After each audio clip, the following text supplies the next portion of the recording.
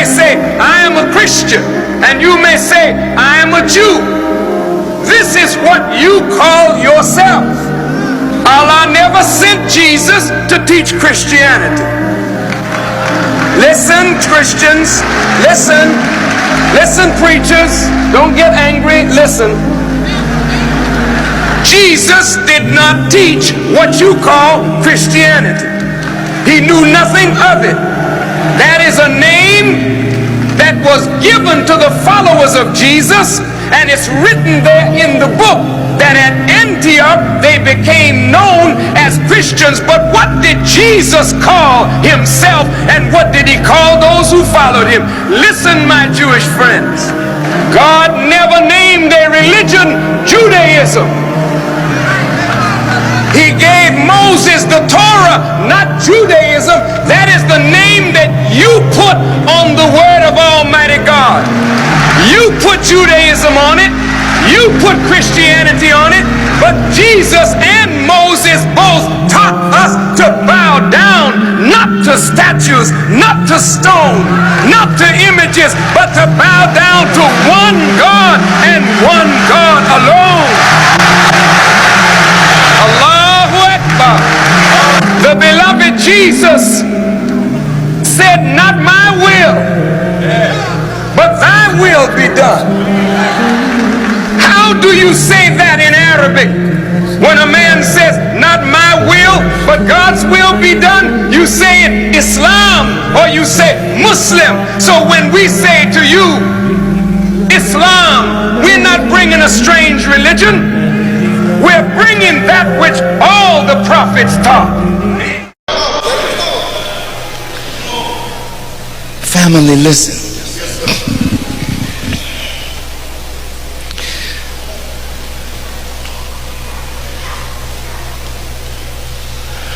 When you understand the purpose for your life, that you're not here to pursue things. You are here to pursue growth and development into God. And if you seek that first, then all of the things will be added unto you and will not take away from you. There are people who add things to themselves, and the things that they add to themselves take away from themselves because they think that the thing that they've added to themselves has made them better than what they are. You're not better because you live in a better house. You're not better because you drive a better car. You're not better because you wear a better pair of shoes. You're only better when you are better. So when you add things that are better to yourself, getting worse, then everything that you add that takes you away from the love and worship of God takes you into hell and makes you into that which you have put above God. Okay, watch this. The Jewish holy book is the Talmud. Now you can go read this in the Talmud. Babylonian Talmud. Jesus, they wanted to boil him in hot excrement. What? What? If you don't know what excrement means,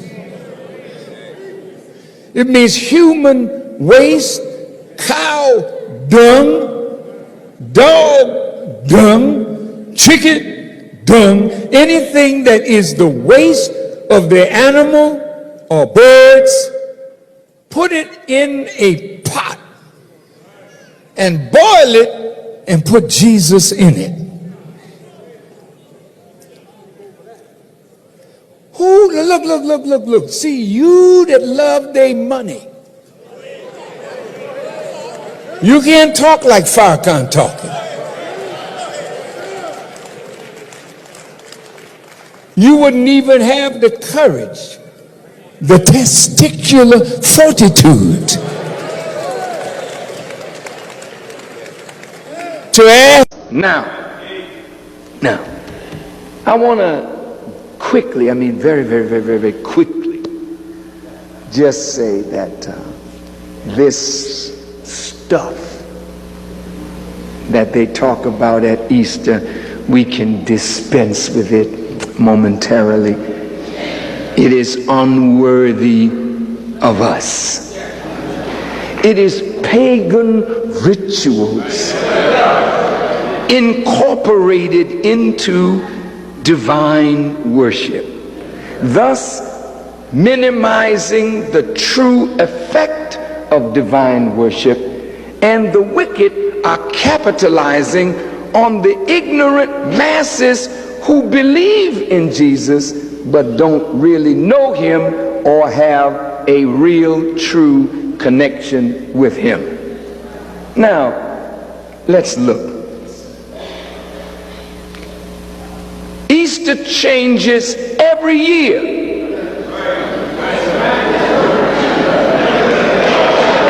Now I want you to think about this. Look, man, to be a Muslim is the greatest title that any human being could have. It's better than king, it's better than potentate, it's better than president, it's better than emperor. Because you could be an emperor and a bad one. You could be a king and a bad one. But to be, not to say, but to be a Muslim, ooh, that means every day of your life you are confronted with situations that demand the application of the theory.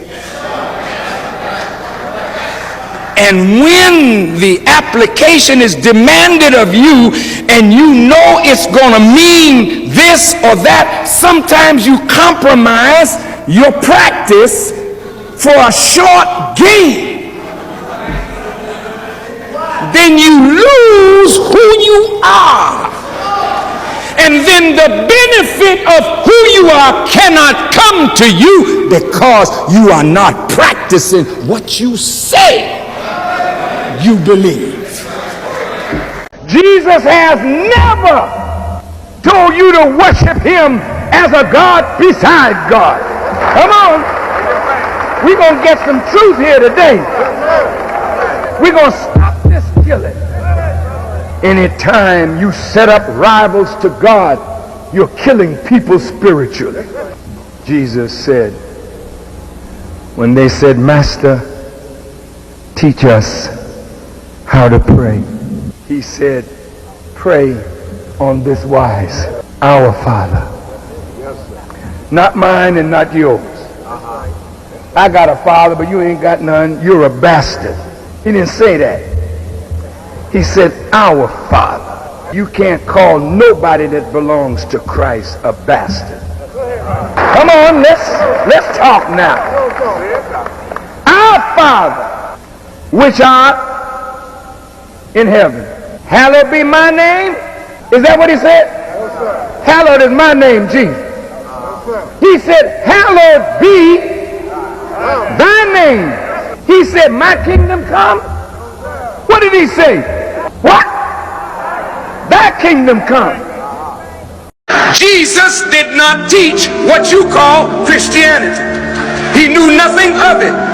That is a name that was given to the followers of Jesus, and it's written there in the book that at Antioch they became known as Christians. But what did Jesus call himself, and what did he call those who followed him? Listen, my Jewish friends, God never named their religion Judaism.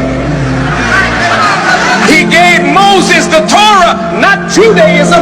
That is the name that you put on the word of Almighty God. You put Judaism on it, you put Christianity on it, but Jesus and Moses both taught us to bow down, not to statues, not to stone, not to images, but to bow down to one God and one God alone. What's out there in space? Well, see, one day I'm going to heaven. Where is it? Since you're going to make a journey, where is it?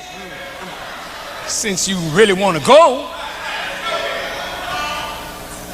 Don't you want to go?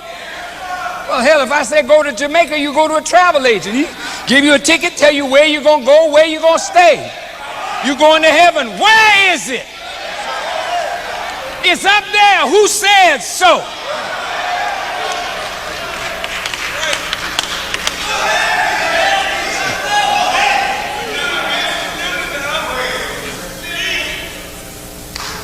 Since it's up, I like to ask you, which way is up?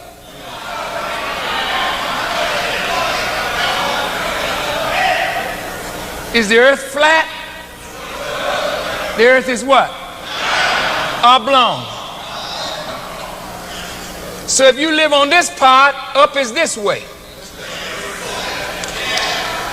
If you live on this part, up is this way. If you live on this part, up is this way. And if you live on this part, up is this way. Hey, and guess what? The earth is not standing still.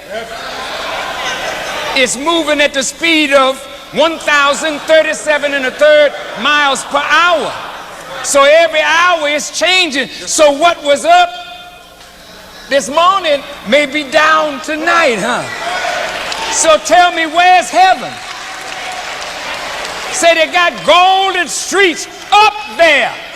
Well, where does gold come from? Does it come from the sky, or do you mine it out of the earth? How the hell did you get gold up in the sky?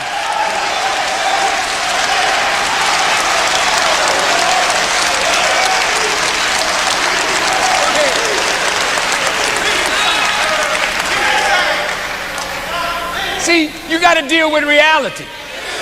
You've been living in fairyland, and they've been telling you fairy tales, and you've been sucking up fairy tales. See, the white man got you thinking that heaven is in the sky, and all the time he's working the hell out of you to build a heaven for himself right here on the earth.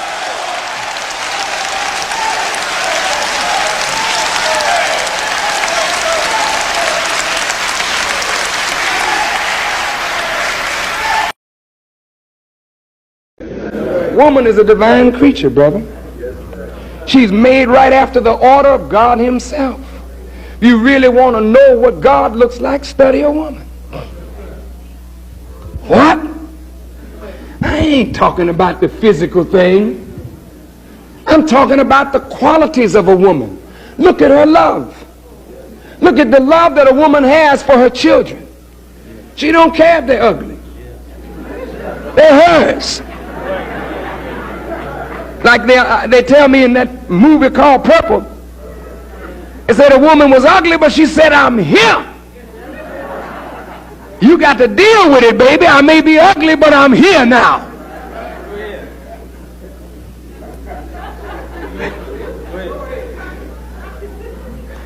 Mother don't care. Her child is ugly. She know the child is ugly. You better not tell her that. Because she's not going to abandon her child because her child is ugly. She's not going to abandon her child because her child may be deformed. Look at that now. The mother stay there. Wake up in the middle of the night, can't sleep. Man snoring away. But the woman lies there sleeping lightly, knowing that the baby will cry in the night. She's right up on it. That's the way God is. Slumber nor to sleep overtake him. When you cry out, he's always there. That's a mother's love, man. When you deny a woman, you deny God. When you mistreat a woman, you mistreating God, man. When you refuse to learn from a woman, you denying God. For your mother is your first teacher. Think about that, brother. Oh, praise is due to our Easter changes everything. every year.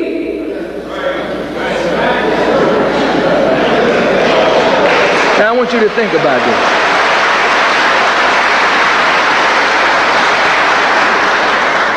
If my mother died on November the 18th,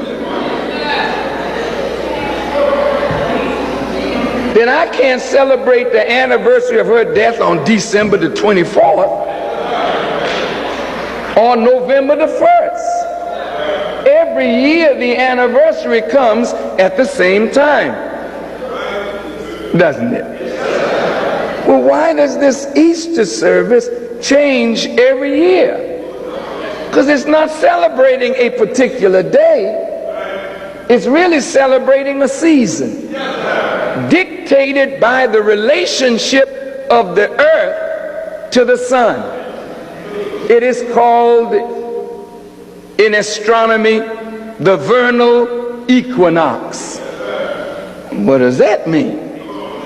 It means that the earth relative to the sun is in such a position that the days have become equally as long as the night. And now from this point on, the days will get longer, the nights will get shorter, the earth will get warmer, and the death that we have seen in winter will be totally removed by the budding of new life and the restoration of the beauty of the earth in its springing to life after its death. And so in old pagan rituals where people worshipped the sun, these persons who worshiped the sun, when the sun was at its vernal equinox, they would have literally orgies. If you notice, the women in times past would wear flowery bonnets and these kinds of clothing that says it is spring. And as the sap is rising in the trees and life is budding, so am I ready for sex or ready for life. And so they would have great feasts and orgies, and the young and the old would march in the streets. Today they call it an Easter parade.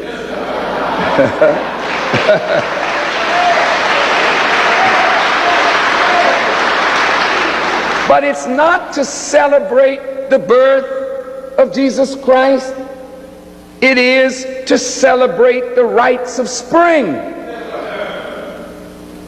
And this is why a bunny rabbit is, again, like Santa Claus, moving Jesus out.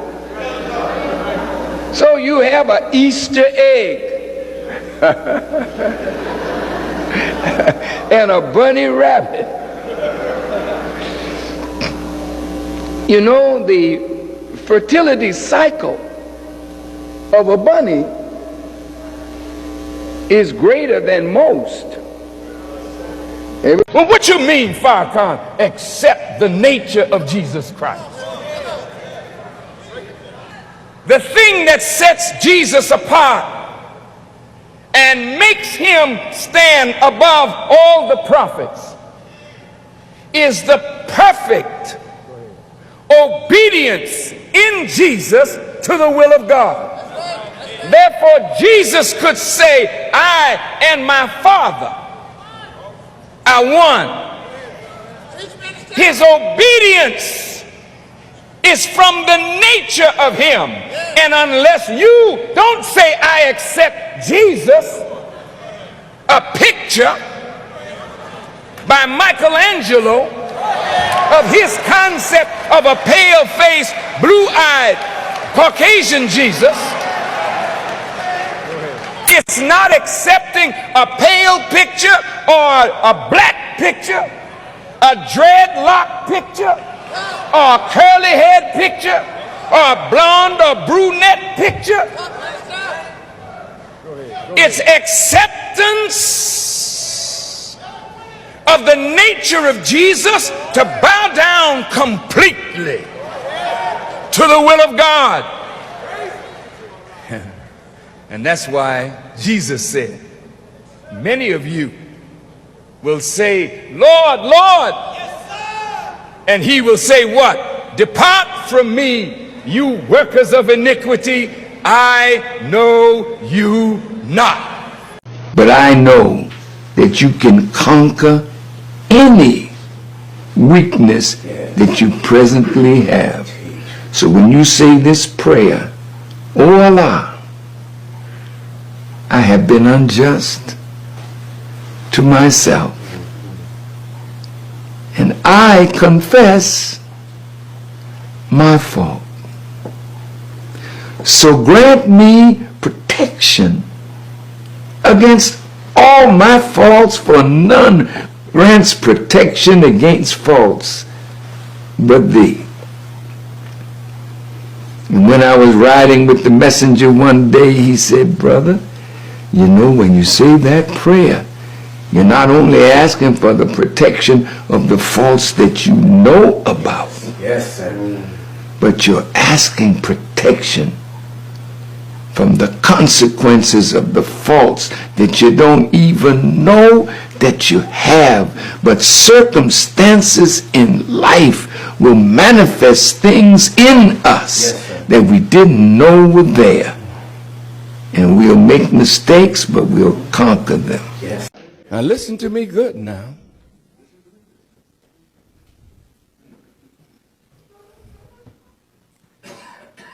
We all know the right name.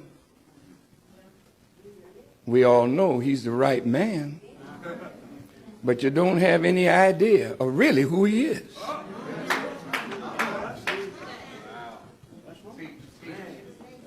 The enemy is not going to lead you to Jesus, because he would be leading you to the one that ends his power to rule.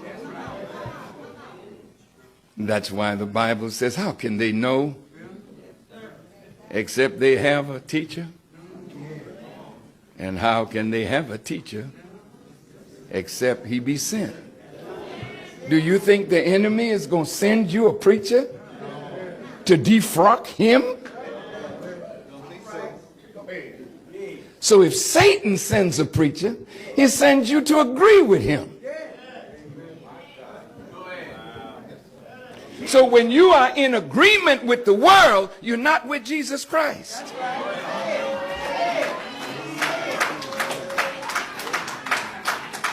James, the apostle, said, the love of this world is enmity with God.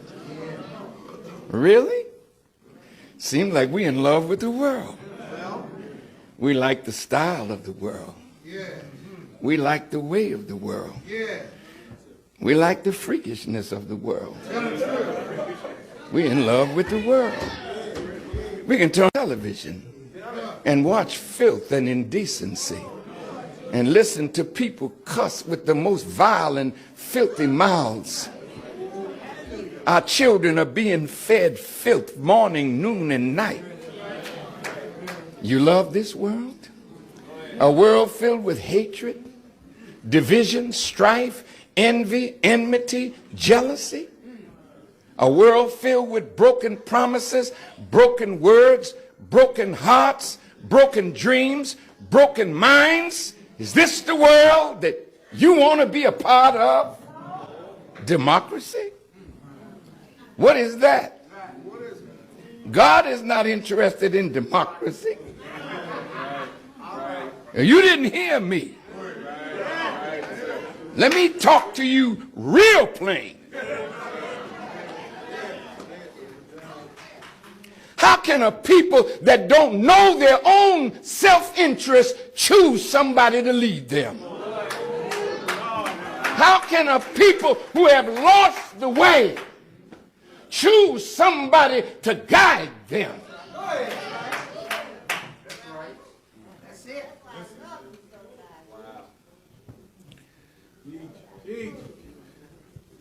God so loved the world that he gave his only begotten Son, that whosoever believed in him would not perish, but have everlasting life. You know that scripture, don't you? Now listen to me carefully, brothers and sisters. Did you want a book?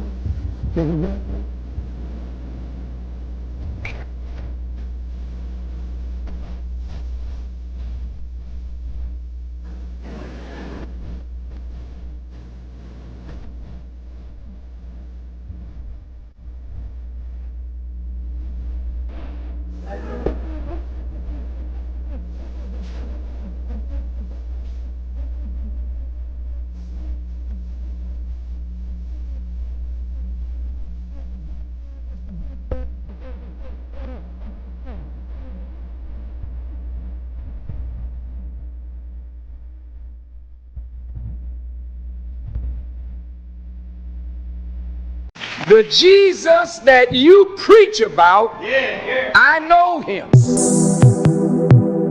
Tell me something. You believe he's to return, don't you? I do too. You expect him, don't you? I do too. Say, well, if Jesus is coming again, and he is, how you gonna recognize him when he comes? What does he look like? See, you got that image in your mind that Michelangelo painted. And Michelangelo painted Jesus in his image as a figment of his imagination. But what does he look like? If you expect him, tell me who you're looking for. You say he's coming in the clouds. Well, there are clouds all over the planet. Clouds are forming in Australia, clouds in Europe, clouds in Africa, clouds in the island of the Pacific. If he's coming in the clouds, where?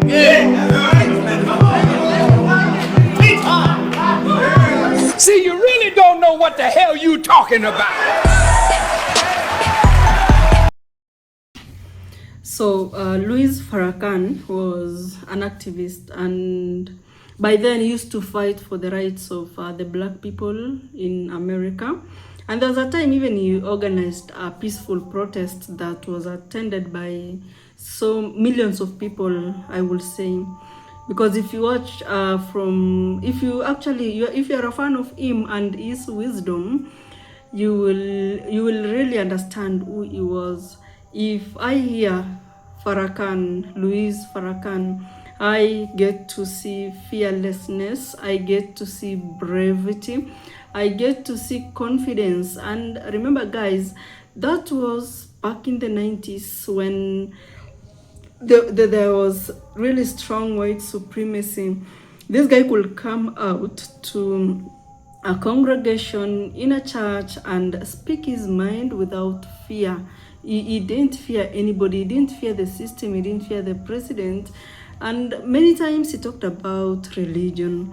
And on this religion, he was like, you know what, guys?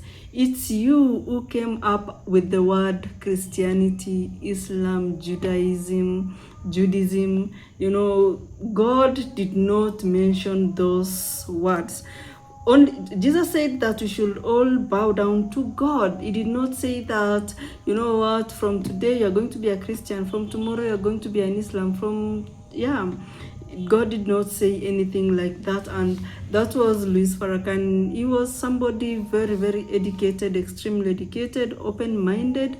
And man, you can imagine by then and being that confident, you know, not so many people are that confident, because, you know, by the time you come out and awaken the consciousness of the black people in America, I mean, you must have been ready to lose your life or anything, you know, just to lose a part of you so that you can save your people. You know, you are giving them confidence. You are telling them that, hey, you can make it. Yeah, it's doable. That is what he used to do whenever there is a congregation. Yeah, and he could confront anybody that asked him a question in a very mature manner and with sensible content and knowledge that he had in his mind. Never ever have I ever seen him reading a script. I haven't, honestly. If there is any clip outside there of Louis Farrakhan reading a script, then yeah, let me know, because honestly, I've never ever seen. So this guy on Christianity, he believed that we are one, and it's us who, I mean, when I talk about us, all of us that exist in this world, it's us that caused, that came up with the word Christian, that came up with the word Islam, that came up with the word, the religion. To him, religion is religion. We should just bow down to God, just like that. Don't identify yourself as this or this or that. And that was according to him, and I truly agree with him. And the fact that he talked about when it comes to being brainwashed with Christianity, it isn't something I will say it should be it's something that should not be promoted, actually, because if you look at Africa, it was really, really brainwashed, and that is why nowadays you will see people in churches in Africa. There are so many, because in African churches they sell actually they spread the Christianity of the Christianity of prosperity, which is not good, because when you just sell the Christianity of prosperity, people will keep praying for prosperity, but in real sense, you have to work for prosperity in order to be well off, in order to be rich, in order to afford what you want to afford. You have to work for it. There is nothing that comes for free. And in fact, if anybody gives you anything for free, you should be in a position to ask them, why are you giving me this? What have I done to deserve this? Those are some of the questions that you should be in a position to ask. And then, guys, this guy was like, yeah, if you believe in God, I do. And there is this notion of, when we die, we go to heaven. I mean, there are so many things that people talk about Christianity, and it's not what the Bible means. The Bible, I think the Bible you should just read by yourself, and because if you listen to someone else interpreting this Bible, the things that they normally say, sometimes I'm even in church and I just laugh, because how some of our pastors do interpret the Bible, oh man, it doesn't even match in any way. But if you listen to Louis Farrakhan's take, his take on Christianity, I really love it. He believes not Christianity, he on religion. His take on religion, he believes that we are all one, and that we should just worship that one God without identifying ourselves as this, is that, and that's what I really love about him. He was very popular in the 90s, and up to date he is still relevant. Wow. I mean, if you just want your mind to be awakened, if you want your consciousness to be awakened, just listen to activists, listen to probably Pan-Africanists, because these people, they really internalize what people are doing, what other governments really want. And if you listen to them, your mind will be opened in some way, and you'll understand things in details. So I really hope that you liked the segment, and let's meet in the next video.